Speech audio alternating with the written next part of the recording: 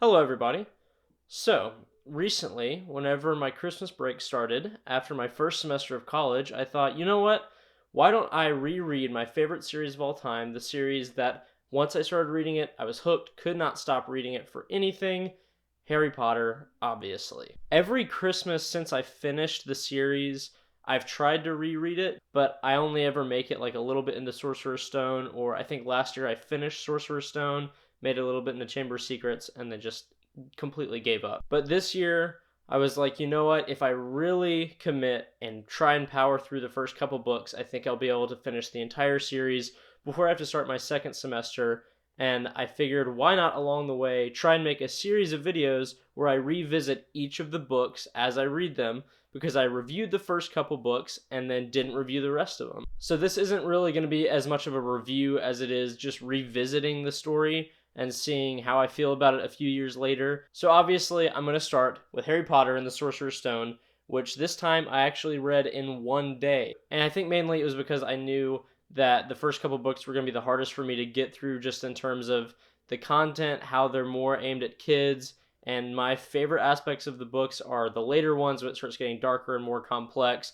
So I was like, if I can just get through the first couple really fast, I know I'll be committed to the rest of the series. Obviously, this is going to contain spoilers, obviously. Again, like I mentioned earlier, I was kind of worried starting the first couple books because they are more trial oriented, and I knew that was going to be very hard for me to get through, especially the first few chapters of Sorcerer's Stone. Not because they're bad, it's one of my favorite books ever, but I have read it like 4 times at this point, and the section with the Dursleys is by far the hardest to get through because you're just trying to get to the Hogwarts stuff, and you have to sit through like 3 or 4 chapters of just him getting tortured by the Dursleys. But that's also a pro, because that means it's extremely effective, because you absolutely hate the Dursleys, and that is absolutely held up over the years.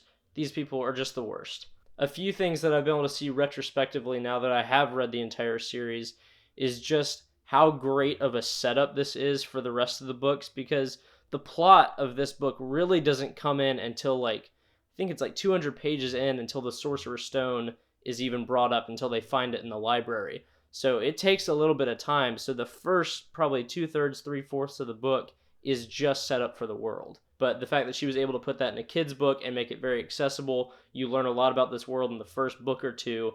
Very great idea. But even though the Sorcerer's Stone isn't mentioned until much later in the book, there is still this great mystery set up as to what was this thing in Vault 713, what's up with Snape, why does Harry's scar always burn whenever Snape looks at him, just a bunch of weird things going on, and it's extremely intriguing. It's also great because J.K. Rowling gives you just enough information and just enough pieces of dialogue to make you, the reader, think that for sure Snape is the villain.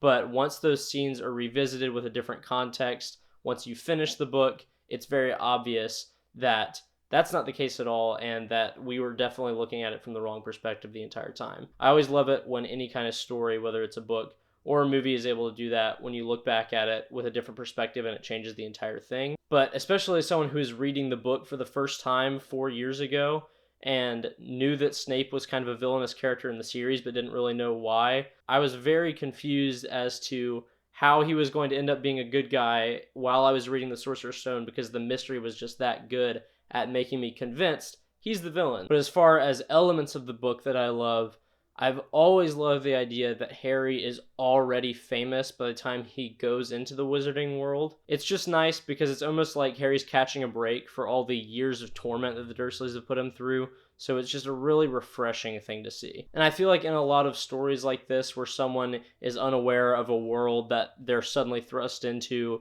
or that they have these abilities, they start out really lowly and like not very popular, and then they have to work their way up through the series. Harry's the complete opposite. He starts super famous, has no idea really what's going on, and then through the series he comes into his own as that celebrity, and you really see the impact that he can have on the wizarding world. It's all these expectations that people have for him throughout the series that he's finally able to meet throughout the series as he grows into a better and better wizard. Obviously, the character building is fantastic. The world building is fantastic. Getting Harry, Ron, and Hermione together in this magical school is just one of the coziest things in the world. Anytime they're hanging out in the Gryffindor common room and it's like describing the leather chairs and like the snow hitting the window of the castle, It's just, oh, it's incredible. That's why I think this is such like a Christmas oriented story. It just feels so cozy. You just want to sit by the fire and read this book with like while it's snowing outside in a blizzard. Just incredible. I can't remember if I mentioned this in my original review of Sorcerer's Stone, but the fact that Harry always tells Ron and Hermione anytime he makes a discovery or anytime something weird happens is just so refreshing.